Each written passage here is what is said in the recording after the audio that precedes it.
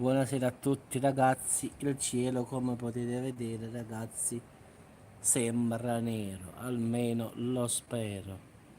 Quindi diciamo che il cielo da questo lato qui ragazzi tutto nero, un po' qua no, e poi qua ci sta un bel nuvolone che sta arrivando, quindi speriamo che incomincia a piovere. Il cielo è tutto nero, sembra blu a voi dal cellulare, ma in effetti con gli occhi è tutto nero, quindi dovrebbe essere la volta buona. Poi ci sta questa nuvola che fa paura, è nerissima proprio. Questa sta scendendo diciamo dalle parti di Avellino, quindi diciamo che la maggior parte del cielo è tutto coperto proprio. Pure qua sembra blu col cellulare, però è tutto nero con gli occhi, quindi si vede ancora quella famosa stella lì, quindi speriamo che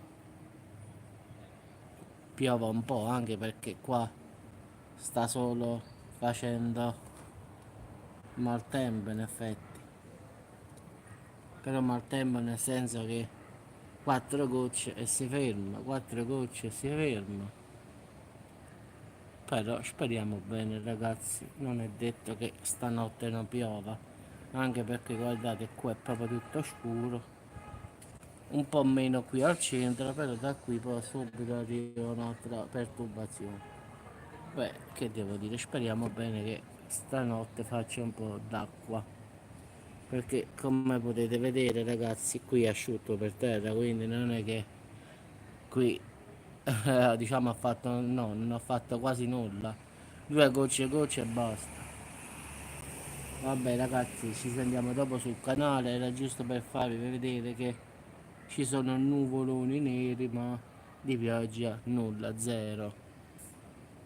Ma pure qua, guarda qua, è tutto nero, grazie. Proprio qua ancora di più, ma nulla, zero, non piove, guarda.